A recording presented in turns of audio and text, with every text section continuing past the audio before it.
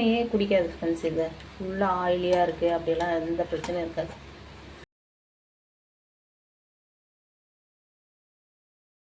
Friends, நம்ம வீட்டில் இன்றைக்கி கோதுமை மாவில் கலக்கலா இல்லை கோதுமை பிஸ்கெட்டு இப்படி எப்படி வேணாலும் சொல்லுவாங்க. ஒவ்வொரு ஏரியாவில் ஒரு மாதிரி இதுக்கு பேர் உண்டு. ஆனால் இது ரொம்ப எல்லாருக்கும் பிடிச்ச ஒன்று.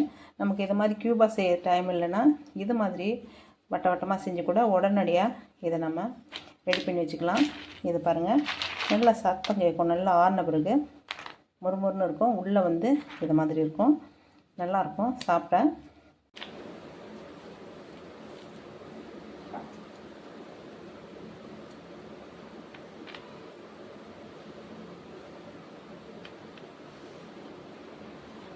ரெண்டு டம்ளரு கோதுமை மாவு எடுத்திருக்கேன். இந்த டம்ளர்லேயே நான் ஒரு 3/4 டம்ளரு சர்க்கரை எடுத்திருக்கேன். 2 ஏலக்காய் அதிலே வச்சுருக்கேன். இதை நம்ம பவுடர் பண்ண போகிறோம். 2 டீஸ்பூனு ரவை எடுத்துருக்கிறேன். இது கொஞ்சம் ஒரு சிட்டிகை உப்பு. இது ஒரு 1/4 டீஸ்பூனு ஆப்ப சோடா மாவு எடுத்திருக்கேன். இது சமையல் எண்ணெய் தான். சமையல் எண்ணெயை லைட்டாக சூடு பண்ணி வெதுப்பாக வச்சுருக்கேன். நம்ம இதுக்கு பதிலாக நெய் கூட நம்ம உபயோகப்படுத்திக்கலாம். இல்லைன்ற பட்சத்தில் நம்ம இதை வச்சே செஞ்சாலே அந்த பிஸ்கெட் அட்டகாசமாக இருக்கும். சின்ன சின்ன துண்டுகளாக கலகலான்னு சொல்லுவாங்க அதை. இது நம்ம பொரித்து எடுக்க ஆயில். அவ்வளோதான் ஃப்ரெண்ட்ஸ், இதுக்கு தேவையானதே. ரொம்ப சிம்பிளாக செஞ்சிடலாம். இப்போ மணி நமக்கு 6 போகுது, ஈவினிங் டைமு. நம்ம இதை ரெடி பண்ணிடலாம். வாங்க ஃப்ரெண்ட்ஸ், அப்படியே உங்க கூட வீடியோ ஷேர் பண்ணிக்கிட்டு நான் சமைச்சிட்றேன். ஃப்ரெண்ட்ஸ், இதை மிக்சியில் இந்த அளவுக்கு நம்ம பவுடர் ஆக்கிக்கணும். சர்க்கரையை ஏலக்காயும் சேர்த்து இதை நான் இதில் சேர்த்துக்கிறேன். இதில் இருக்கிற 2 டீஸ்பூன் ரவை, ஆப்ப சோடா மாவு, ஒரு பிஞ்சு உப்பு இதில் சேர்த்துக்கிறேன். இதில் நம்ம வெதுப்பாக வச்சுருக்கிற சமையல் எண்ணெய். உங்கள்கிட்ட நெய் இருந்தாலும் நீங்கள் நெய் சேர்த்தும் செய்யலாம். இது எளிமையாக செஞ்சிடலாம். இப்போ இதை நம்ம லேசாக தண்ணி தெளித்து தான் பிசைய போகிறோம். நிறைய தண்ணி ஊற்றி பிசையக்கூடாது. முதல்ல நான் இதை உங்களுக்கு பிசைஞ்சு காமிச்சிடுறேன். ஃப்ரெண்ட்ஸ், இந்த மாதிரி நம்ம இது எல்லாத்தையும் ஒன்றா மிக்ஸ் பண்ணிடுறோம். இப்போ நம்ம தண்ணி ரொம்ப கவனமாக தெளிக்கணும். ஏன்னா சர்க்கரை இருக்கிறதுனால நமக்கு நீர்த்து போயிடும் கொஞ்சம் தண்ணி ஊற்றுனதுமே.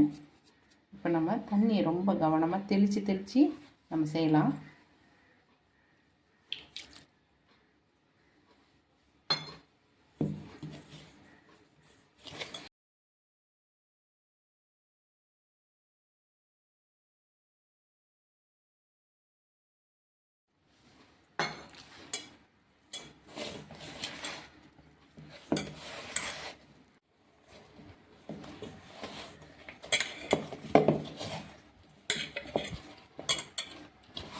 ஃப்ரெண்ட்ஸ், இந்த அளவுக்கு நமக்கு தூளாக மாவு இருக்கும்போது கூட நீங்கள் தண்ணியெலாம் தெளிக்க வேணாம். இதுலேயே போட்டு இப்படி பெசரி எடுத்து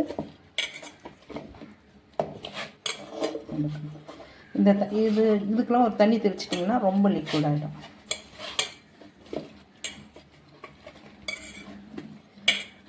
இந்த மாதிரி உதிரி மாவு இருக்கும்போது இதுலேயே நம்ம பரட்டி எடுத்து இந்த மாவை வச்சிடலாம். இதை அப்படியே நம்ம மூடி வச்சுருவோம்.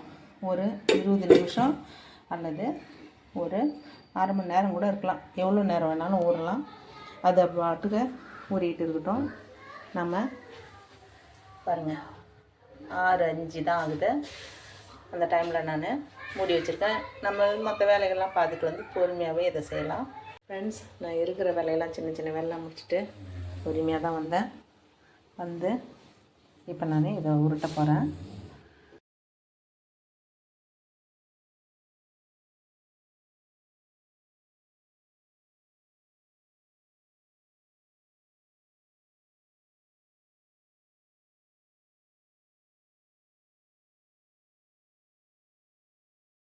ஃப்ரெண்ட்ஸ், நம்ம ஆயில் இந்த அளவுக்கு சூடாக இருக்குது. இப்போ நம்ம இந்த மாதிரி தனித்தனியாக எடுத்ததை இதில் போடுவோம். ஒட்டாமல் பார்த்துக்கணும், அவ்வளோதான்.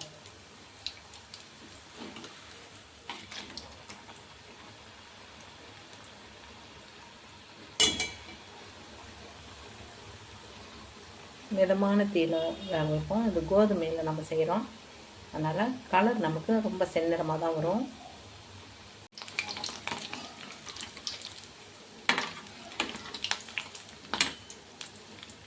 இப்படி தனித்தனியாக ஆக்கி விட்ருங்க, உடையாமல். இந்த அளவுக்கு பதத்தில் நம்ம எடுத்துடலாம்.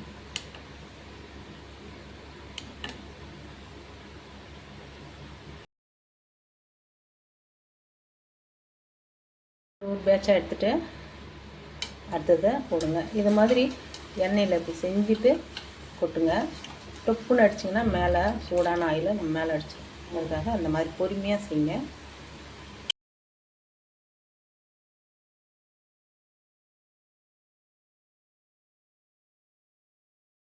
இது மாதிரியும் செஞ்சுக்கலாம். இந்த மாதிரி இதை வந்து நான் ஃப்ளாஸ்கோடைய மூடி அந்த வாயை வச்சு இப்படி பிஸ்கெட் மாதிரி செய்யறதுக்கு இது மாதிரி நம்ம செஞ்சுக்கலாம். நமக்கு ரொம்ப இப்படி நம்ம செஞ்சுக்கலாம்.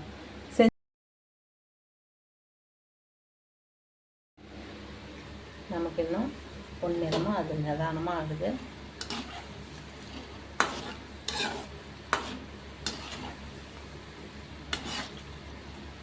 பொறுமையாகவே ஆகட்டும். நல்ல டேஸ்ட்டாக முறுமுறுன்னு உள்ளே வெந்திருக்கும், மேலே முறுமுறுன்னு இருக்கும். பொறுமையாகவே ஆகட்டும். நம்ம இதை மாதிரியும் ரெடி பண்ணி நம்ம போட்டுக்கலாம் டக்குன்னு.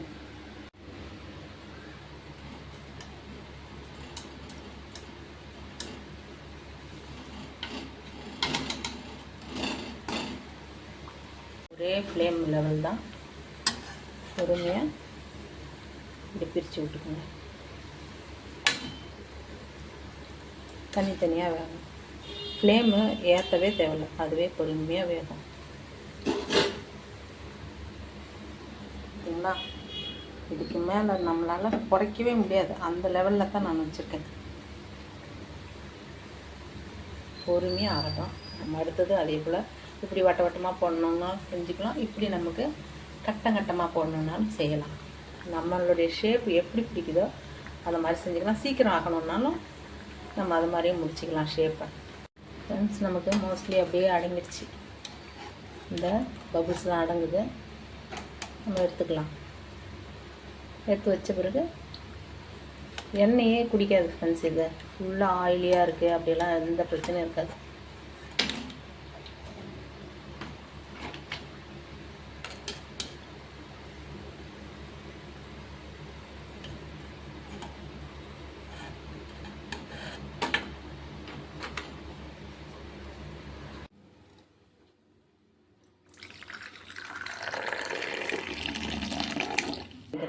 வாங்க ஃப்ரெண்ட்ஸ், நீங்களும் சாப்பிட வாங்க.